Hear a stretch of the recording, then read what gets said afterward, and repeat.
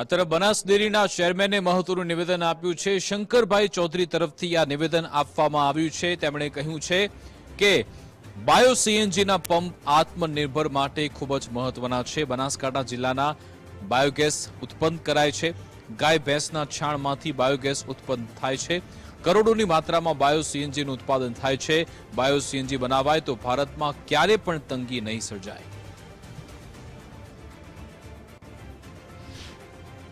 માનવું છે કે એકલા બનાસકાંઠા જિલ્લાની અંદર 450 આવા કમ્પ્રેસ બાયો સીએનજી ગેસ બનાવી શકાય અને પ્રતિ વર્ષ 3.5 lakh metric ton bio CNG purification કરીને એ વ્હીકલ સુધી પહોંચાડી શકાય।